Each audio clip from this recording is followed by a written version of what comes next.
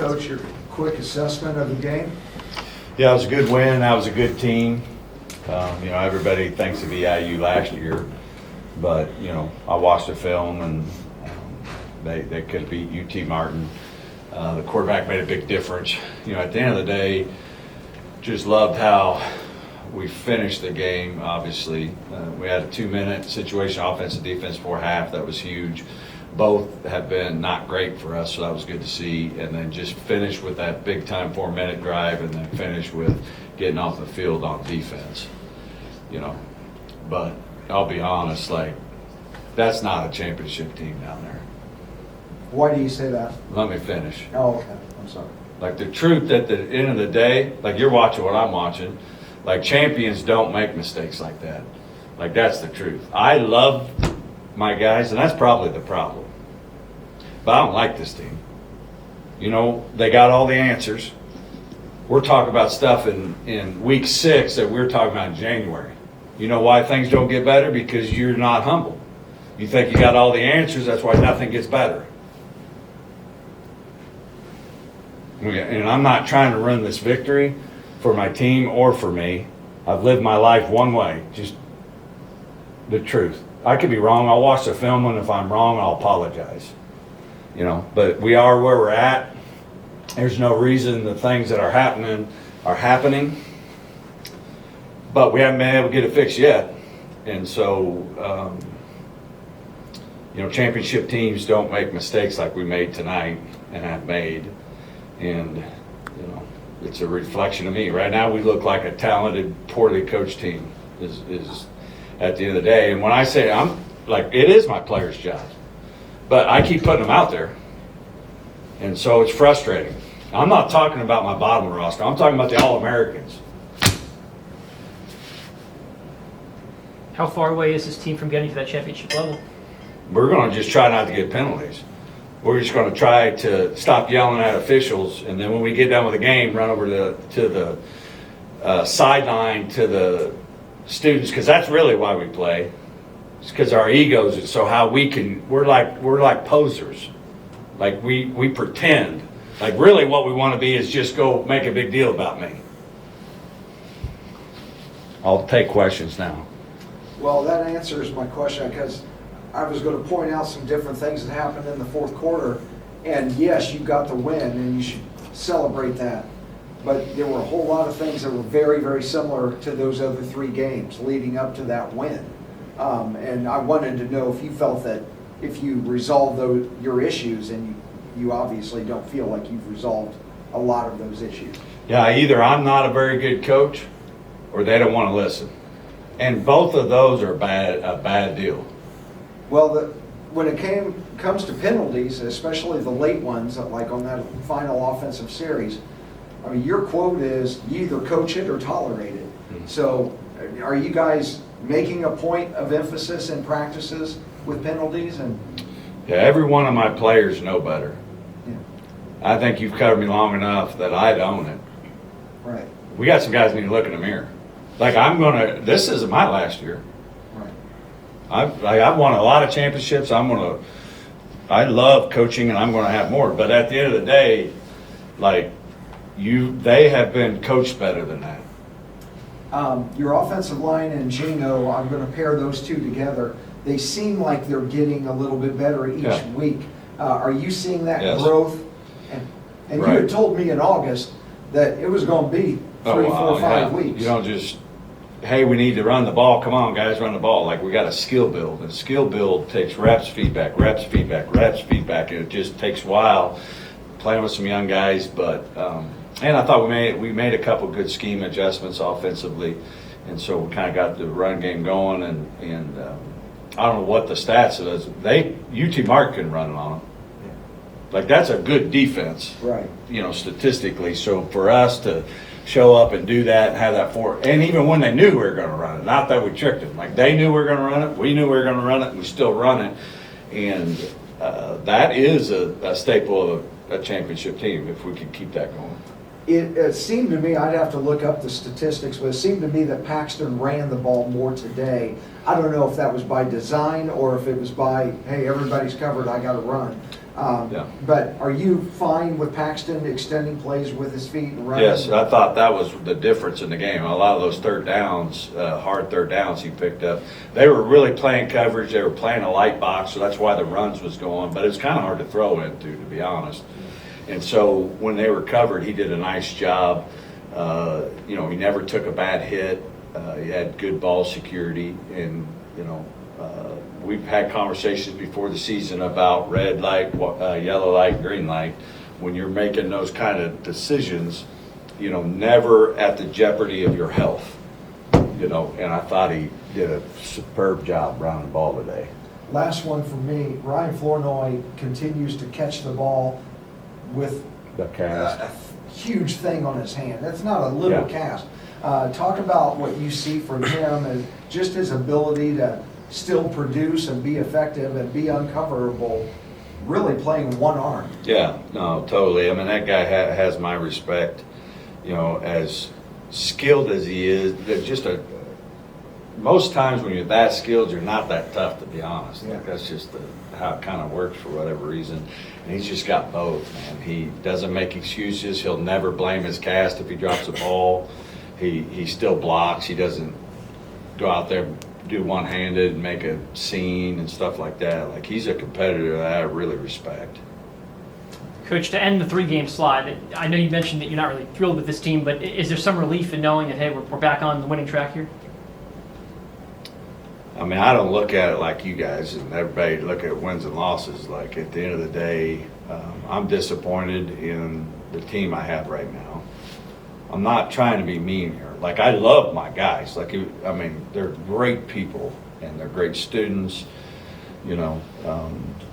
but at the end of the day, I can lose, no problem. But I can't coach a team that won't listen. You mentioned that earlier. Why do you think you mentioned it was either bad coaching or not listening or a combination of both? Why is it that these kids aren't listening? I think same reason coaches don't listen. Like, in life, you gotta make a choice. Like, do you want to be right or do you want to win? Because sometimes you can't do both. Like, coaches are the most defensive people in the country, right? And that's the problem, is we get all defensive when at the end of the day, we should just be focused on what does it take to win, right? Well, I got a lot of guys that it ain't their fault. Some that, hey, they're making excuses. We got guys that have gotten personal fouls for 3 straight years. They make the same mistakes, but it's never their fault, right? And you got to pick. Like, do you want a championship or do you want to be right and you want to go out there and you want to be all this hoopla and stuff and I'm a big deal? Like, that's to be honest, that's like the truth. That's how stuff works. And let me tell you what people respect in this life, right? Your character. Like, at the end of the day, that's the status symbol of life that means something. Your character. It ain't your house, it ain't your car, it ain't your bank account, it's your character. There's nothing more important than your character. And when you're got a guy that doesn't get better, it's because you're low character. You're not a humble person. Like, humble people get better. You don't get better, why? Because you don't think you got to. You think you got all the answers. Like, that's the truth. I apologize if I'm making this into, it seems like we've lost, and we haven't. Like, this was a big win, and we needed it. I'm just telling you, we're going to be talking about this again next week. Going off that, do you feel like these players could, maybe face consequences, repercussions if they don't get to that high character level you want them to? I mean, once you're a 23-year-old man, what do you want me to do? Like, hey, you're 23. Hey, when you leave here and you go and you're not in a locker room of kids, you're in a locker room of life with grown-ups, you're gonna have problems. Like, that's the truth. Like, we have to do the hard work to do everything we can to get you there, but ultimately you have to accept it. You have to accept coaching. Yeah, for me, you mentioned that you've been coach for a while, having an OVC championship team last year, and then having a lot of those guys return this year. Leaders are a big part of winning championships and winning games. Has there been a difference in morality with them? Difference in just, I know you mentioned listening. What exactly aren't they listening about too? But what's kind of going on there? Yeah, I suspended our captain's program in August. So if that tells you anything about where we're at. I worked hard, but I didn't get it done. You know, at the end of the day, it's not over yet. Like, we still got a chance to turn the corner, but there's just not a lot of room left. Like, all the slack's up. Either we are or we aren't. And there's some great leaders, but all the frustration are all Americans. Our great players is the ones I'm frustrated with. You know, there's a lot of younger guys on this team doing everything they can, but there's a reason I suspended it. So this has been a thing that's been ongoing since summer camp and stuff like Yeah. that? Yep. Okay. How far away is this team from reaching that mission that you set out for them? Well, I think right now we need to let's just try to be a good team. Like, good teams don't do a lot of those things that we did, and I'm not going to change how I coach. I'm not going to go out and start recruiting. I'm not giving up on anybody. Like, I'm going to do what I did last week. I'm going to teach them about life, and I'm going to tell them the truth. I'm going to tell them what we need to do. I'm going to give them those opportunities to build skill in that in a week. But when we get to Saturday, like, what, am I going to yell at you again? You know, and so we don't have the depth. Like, when you got an All-American, like, the guy behind him ain't as good. So, I mean, you're just kind of stuck, and you just hope that guys can finish and walk out of here the man that they could and should be. Last one for me. Just looking at practice this week, you got a tough team against Tennessee Tech this weekend. What is practice going to look like from your standpoint? What's got to be done just to change what's going on now in order to get a win this upcoming weekend? We got to get technical. You know, we got to get out of our feelings. Like, what happened, right? Why did that penalty happen? Answer the question truthfully. Then what are we going to do about it? Then I'm going to set up the exact same thing that happens in practice, just like I did with the fourth quarter. We're going to set a drill. We're going to teach. We're going to educate. Put them in that. Then give them feedback. Put it in again Tuesday. Give feedback. Put it again Wednesday. And then hopefully we can make progress to Saturday. Tom mentioned earlier, like, this isn't a net zero. Like, there's lots of things within the team that have gotten better. Like, our tackling was better and has gotten better. There's some stuff there, but the thing that is keeping us from being great is been there and is still there. You know, and at the end of the day, we got to humble ourselves and ask ourselves, do we want to be right, or do we want to do what it takes to win a championship? How much of that did you tell them in the post-game locker room? I think everything. Like, one thing about me, you never have to wonder how I feel.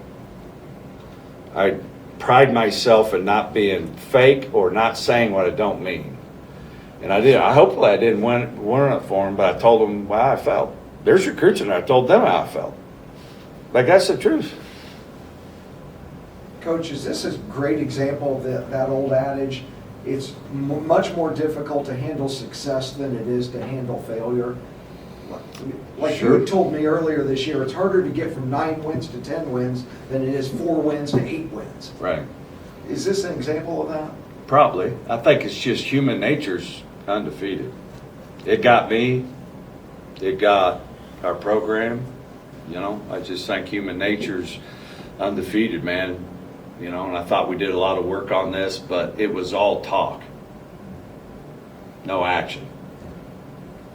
What went through your mind? I mean, another game coming right down to the wire, final play. Was it, here we go again? This happened the last 3 weeks? I mean, was that at all? No, we talked about that mental training. So we went through that process and made sure that we worked on that. And I thought the sideline was really good, you know, and get your mindset the way it needed to be, and I think it showed. All right, thanks, Coach. Thank you, Coach. Thanks. You ready, Jeff? Yeah. Geno, once again, you got the win, so congratulations on that. But the offense couldn't finish that final offensive series and gave the ball back to Eastern with time left. What does the offense need to do to sustain those final drives that you've struggled to sustain for the last 3-4 games? I think it's the same thing that we've been seeing. It's really just little things and penalties. We had those 2 penalties that killed the drive that would have ended the game both times. It's just take care of the things we got to take care of at the end of the day. Was it your thumb early, wrist? What happened early that you had to be rushed to the locker room? just getting my thumb looked at, making sure everything's all right and whatnot. Just a minor little injury, quick back in the game. Yeah, obviously you came back late. Was it cramps? What was it that hindered you late?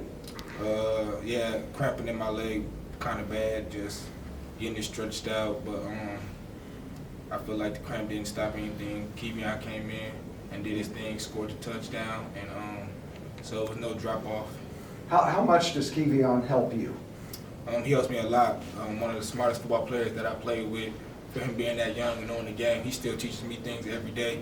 I'm proud of him, and the way he stepped up for this team and held his own is like, you can't ask for nothing more. And the last thing for me, I was doing research before today on you, and because you haven't averaged what you were averaging last year. In fact, it's about half as much.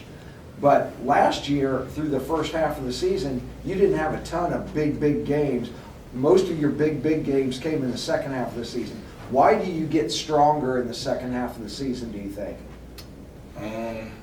Just keep believing and keep trusting in those guys up front. Everything's a work in progress, especially compared to this year. Last year, it's a couple guys who haven't played since high school, and you got to just be patient with them, and it's going to come.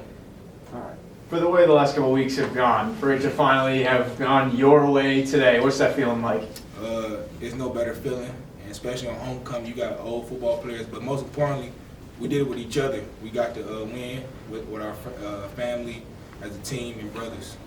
When you saw that hole open on that long touchdown run, coming, I think it was on the close side of the field, what was going through your head at that moment? Do whatever it takes by any means, just do whatever it takes for this team by any means. As an offensive player, you're watching, again, the game comes down to the final play of the game. What's your thoughts knowing that you've had a couple fourth quarter games slip away from you guys? It's our time. It's like, we've been here too many times, we're going to get it done. We did that, and I'm proud of everybody on this team. Coach told us early in the week that you guys were focused on winning the fourth quarter, not taking care of business. He said that he hopes that changed this week. Did you guys feel that this week? I feel like everybody, we did our keys to victory, and we did all the things we need to do to win today, and you can't ask for much more. In terms of what you guys were able to accomplish on offense, you personally, even with the injuries, the in and out, you still played a heck of a game.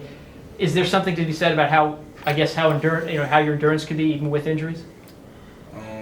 At the end of the day, I'm just doing it for this team as a leader, 6-year guy. I know what it takes to win the championship here, and I know they need me on the field at all moments. To get off this 3-game slide, I know it's been frustrating for you guys to finally have some success today.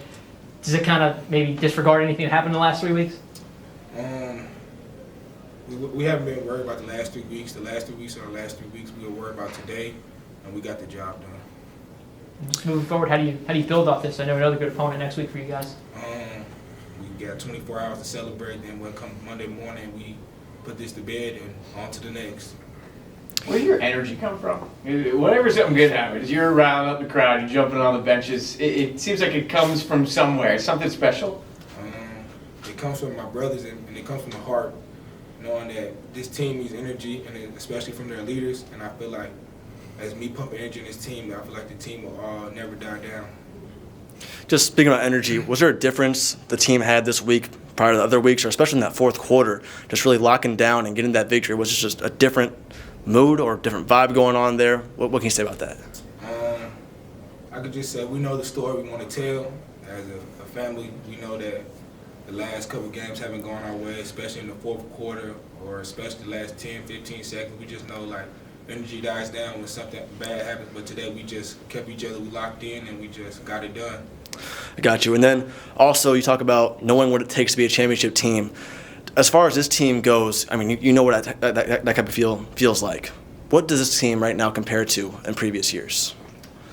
We don't try to compare to other teams. We just try to focus on what we want to do as this team. We know what the 2023 team wants to accomplish. We know what story we want to tell, and at the end of the day, it's going to be a great story to tell. And then lastly, you did go off today, 2 touchdowns, really good game from you. What can you say about the guys up front creating those openings for you all day long? I want to give a shout out to Tyson Miller. It was his first career start, and he held it down. And just for all those guys up front, it's been rough for all of us. And I feel like today they just did it by any means. They got it done. and they didn't care who was in their way. They just made a way for me. Yes, sir. You got anything, Chandler? Last thing for me, I forgot to ask. Did Zach Hall and Devin Alexander, did they talk to the team? They talked to us probably like off the scene behind. Oh, okay. I behind got those you. doors. Yeah. You may be the only guy that remembers them. Or are there a handful of guys that remember those guys? It might just literally be a handful of guys. It's not too many, but You and about 2 other guys maybe. But yeah, me, Lawrence, and a couple guys from the class below us. And how cool was it that they came back and getting to see them and all that? it's always great to have former players, especially former championship players, that can give us advice, that can tell us what it takes, and just going down memory lane at the end of the day. Yeah. So I got one more thing. Again, not a lot of home games this year. What does it mean for you? You're just being back at home at Hawk, homecoming, obviously like that. What was the energy like that for you guys, and how did that help you guys put the nail in the coffin at the end of the game?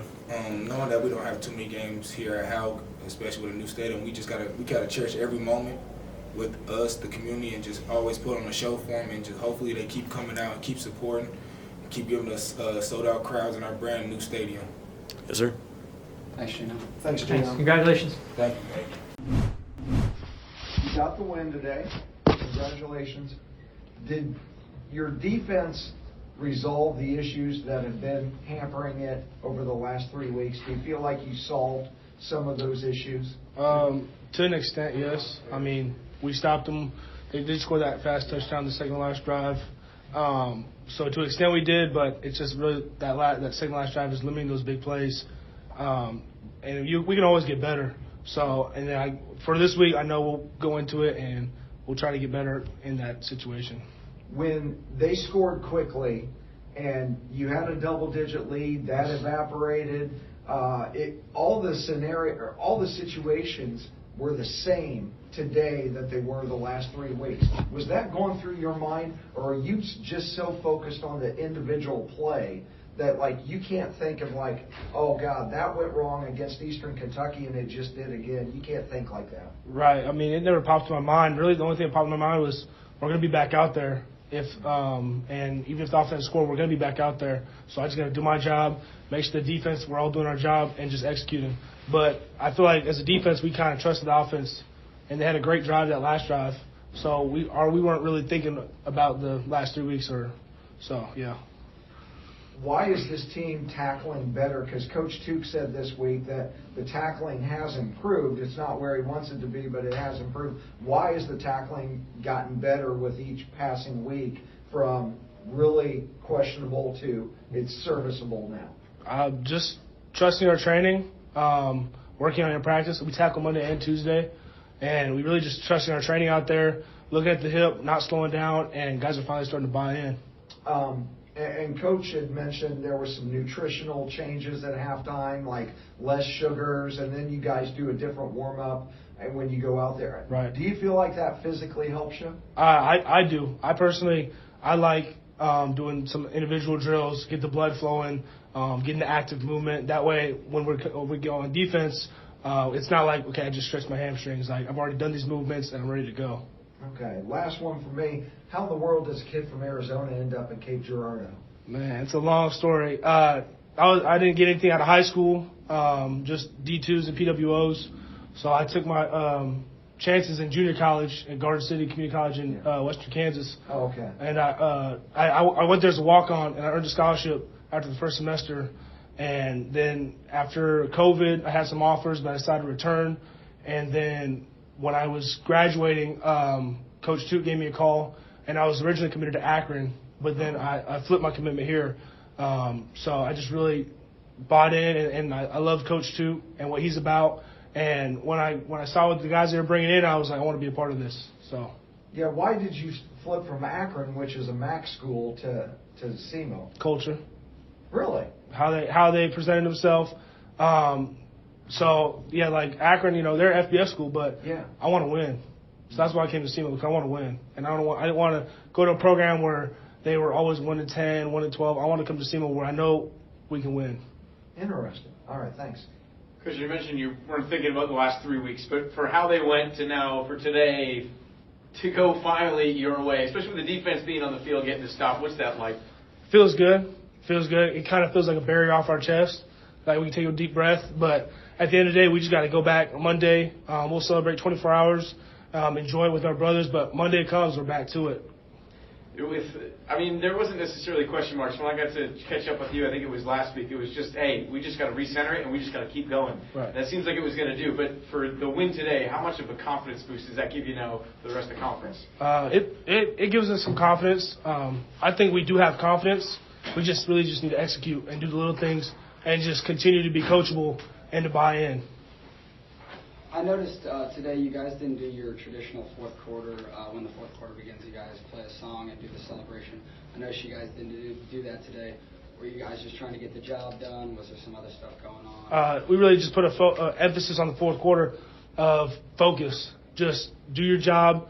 Don't try to make a play. Make the play within the scheme. That's what we always talk about. Do your job, and when that play comes, make it. So really there was no fourth quarter song because we just wanted to really just focus.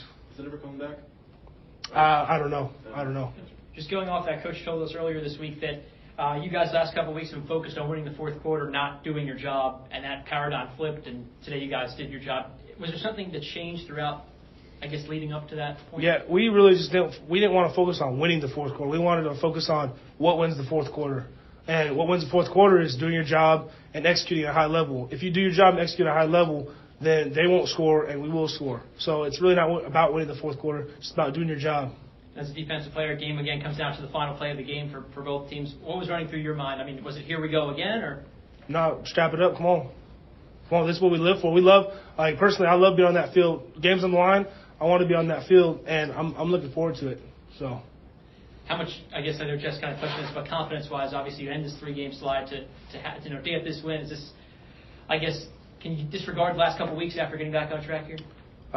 We didn't really think about the last couple of weeks. Obviously, you can look at the past 3 weeks and use it as learning and coaching. But as far as that, we're not focused on the past. We're only focused on, celebrating right now. And then come Monday, it's, I think, Tennessee Tech. Yeah, we're focused on Tennessee Tech. What do you know about those guys? Nothing. Nothing. Let's focus on EIU. That's all I care about. Gotcha. And for me, Geno was asked a similar question earlier, but I just noticed on the field you are absolutely electric. Your energy just out of this world. Where does that come from for you, and where do you get that? When in junior college, I saw guys how energy is contagious. When there's bad energy, bad stuff happens. When there's good energy, it spreads. And so, I try to put as much juice and energy into the team, into the defense, into the offense as possible, so it's contagious, so everyone else can bring that same energy. How does it feel just knowing everybody bought in? The idea of buying in is obviously incredibly important for an athlete. How does it feel to know that you guys have bought in and you're going for it now? I wouldn't say we're completely bought in yet. We still got some things to work on, but we're getting closer and we're inching in there. And then so I think when we do finally all buy in and get to that area of where, all right, everyone's all in, it's going to be tough to beat us. Last one for me, just tough 3 games before this. What was practice like this week, just focusing in and just really emphasizing finishing that second half of football? Practice was hard. It was hard. But then, it was hard for the whole week, but then when it came out here, I didn't really get tired. It was what we did in practice is what showed up on the field. Everything they ran, we worked on. That's about it.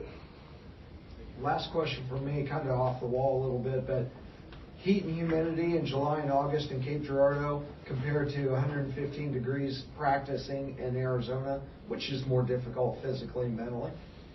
Oh, definitely humidity. Definitely. I was in Kansas for 2 years, so the humidity and everything really doesn't affect me. But when I go back home, I'd rather be in the dry heat than the humidity. So 112 degrees, you're perfectly fine. That's my zone. That's my element. Okay. All right, man. Appreciate the time. Congrats on the win.